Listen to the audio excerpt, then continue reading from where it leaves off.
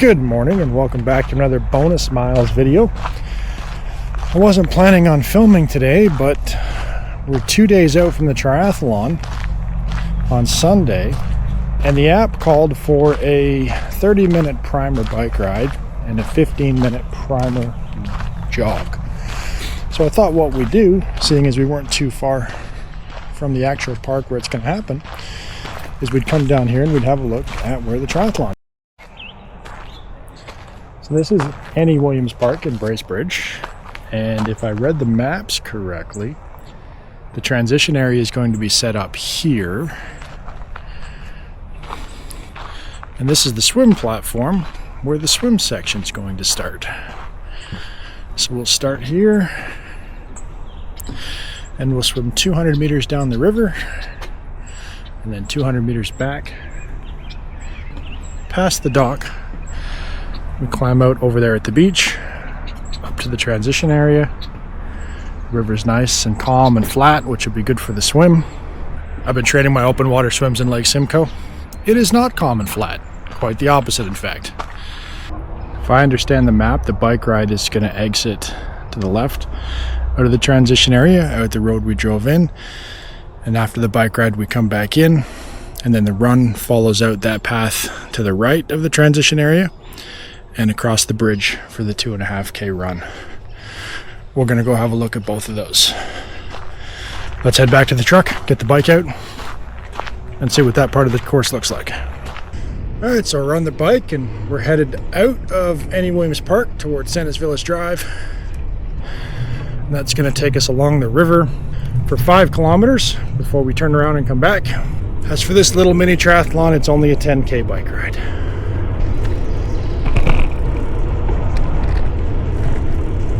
Did a hard interval ride yesterday. Lots of hills around where we're staying now. It was a challenge. Good morning. And that's what I'm mostly curious about this route today, is what's on it for hills. It does follow the river very closely, so I can't imagine there's too many hills along here. But the mini tri is not going that far. The sprint is, and the Olympic distance, the international, which is tomorrow, goes even further. But for our little tri, I think this might be mostly flat. It's also my understanding that this road is not going to be closed to vehicle traffic tomorrow or on Sunday. There will be cars on the road, so I'll have to be extra careful. Apparently the speed radar picks up cyclists. 33 kilometers an hour. There's a nice ride along here. It's a beautiful area. The heart of the Muskokas, middle of cottage country. It's not my scene, but if you're into that summer cottage life, there are a few places better for it than here.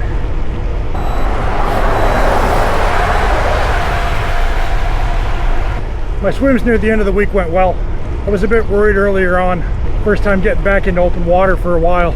Like I said earlier, Lake Simcoe's rough. The waves were a challenge. First day I took a couple into the face. Couldn't catch my breath, which meant swimming was really hard. But as the week progressed and I kept going back to the beach, the lake eventually calmed down. And the last 2 swims I did, I think yesterday and the day before, I got in my full distance. With energy left over, I could have done further. But I found the key to the swimming is just keeping the steady pace, not trying to overdo it, and focusing on my breathing.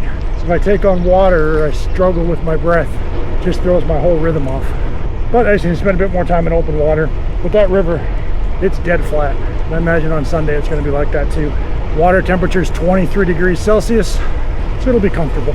I am a little short of breath. I think it means I'm pedaling a little bit too hard. Using our zone 2 metric here, being able to carry on a conversation. I'm going to go up a gear and slow down a little bit. Nice smooth road though, and fairly flat, which is not surprising this close to a river. I'm not 100% sure where the turnaround is for the 10K. I do know on the map it's shortly after the road branches away from the river, which is right here at the theme park. I don't know if I knew they had an RV park here. It might be fun to come and check out. But Santa's Village it's a fantastic place. Kids have a blast in there. I've been a few times. Surprisingly, I've never been to this part of the road. You can see that hill in front of us when we come to Santa's Village. We always come that way. I've never actually been past it before, so I've never seen that RV park. Like I said before, I know right after Santa's Village, there'd be a hill So we're actually 4.5 kilometers in. So I expect the turnaround to be either at the top of this hill or at the bottom. But for today, it's right here. That's pretty quick. That was 4.5 kilometers in 12 minutes. So it is very flat the entire course. So we should be able to keep up a pretty good pace on the bike ride. I'm still targeting number 1 to finish the race. That's goal number 1. The stretch goal is to do it in less than an hour and 10 minutes. I think we should be able to take care of that. And then just a recap of the plan, I'm not filming a ride on the weekend. That's why I'm doing this one now. And then Monday, there's a 60-minute recovery ride, and that's when I'm going to film my regular Real Talk Saturday video, and we're going to do a race recap. Talk about all the things I learned from my first triathlon. I expect that to be an interesting video, so make sure you stick around for that. This video should go out on a Wednesday, so if you're watching this, the Saturday following is when the race recap video will go live. Spent a lot of time in this area back in my my boating days. Very popular spot for recreational boating.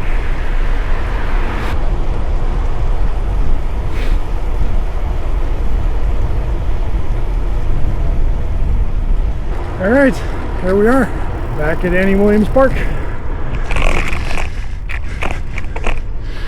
So if I understand, we turn back down this road, we ride down here to the transition area, we rack our bike, and we go for a little jog.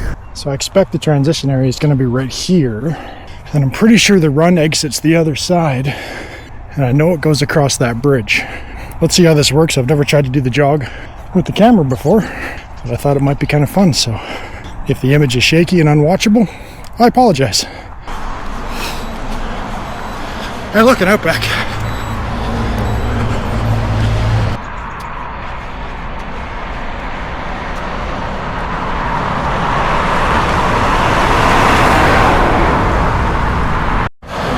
We're at the intersection. I know on race day, the run goes down there a few hundred meters, just to round out the 2.5K after crossing the bridge. But the watch has already ticked down. It was only supposed to be 15 minutes. That hill at the beginning was rough, but on the way back I get to run down it, which shouldn't be too bad. But I'm strongly considering walking that hill on Sunday at the beginning. My heart rate got really high there. It took me a while to get it back down. But we'll see what happens on Sunday. We'll see how I'm feeling. I'll see you guys when we get back to the truck. I made it back to the park. 9:46 per kilometer. So pretty much right on pace. That also counts where I had to stop for 2.5 minutes and wait to cross the street because the traffic on a weekend in Bracebridge is horrendous. But it's okay. Honestly, I could use the break. The watch did record a new highest heart rate, 174 beats per minute. So that's a new record, probably on that hill. But it worked out really well. The run on Saturday is 2.5 kilometers. I did 2.2. So I only missed the full race distance by 300 meters. And like I said at the corner, the course does go down that road a little bit. Looks like about 150 meters. I don't know what I'm gonna do with that hill in the beginning on Sunday, but I'm probably gonna run it because, well, I ran it today, and as tough as it was, I still made the full race course almost on pace. So maybe we'll just go for it. So the guys in the background getting ready for tomorrow. The Olympic race runs tomorrow. The sprint and the tri runs on Sunday. So thanks for hanging out with me on this bonus ride. Appreciate you guys coming along. Looking forward to the race on Sunday and looking forward to sharing with you guys what I learned come that recovery ride on Monday. So until then, take care. I'll see you next time.